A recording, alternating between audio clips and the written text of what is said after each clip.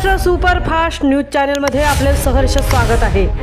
का सत्याची धार लेखणीची महाराष्ट्रातील ताज्या आणि वेगवान बातम्या पाहण्यासाठी आपल्या हक्काचे चॅनल शेअर करा, लाईक करा आणि सबस्क्राइब करा। धन्यवाद। विद्या मंदिर पोलादपूर केंद्रात 12वी परीक्षेसाठी 262 विद्यार्थी प्रविष्ट। परीक्षा केंद्राबाहेर विद्यार्थ्यांची तपासणी।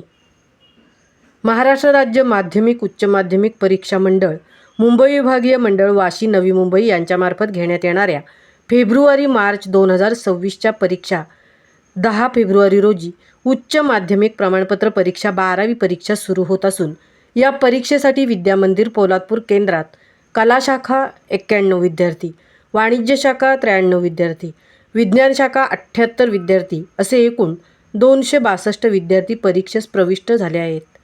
या परीक्षेसाठी शाळा व्यवस्थापनाकडून एकूण 11 ब्लॉकमध्ये विद्यार्थ्यांची बैठक व्यवस्था सुसज्ज व प्रसन्न वातावरणात करण्यात आली आहे।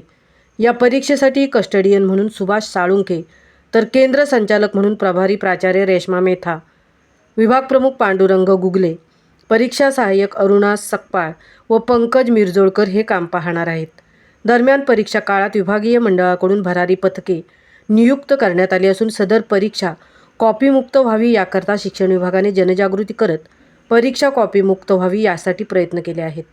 सदर परीक्षा भयमुक्त कॉपीमुक्त व्हावी यासाठी पोलादपूर पोलीस प्रशासनाकडून परीक्षा काळात कोणताही अनुचित प्रकार घडू नये याकरता सहाय्यक पोलीस उपनिरीक्षक आनंद रावडे यांच्या मार्गदर्शनाखाली परीक्षा केंद्रावर चोख पोलीस बंदोबस्त ठेवण्यात आला आहे।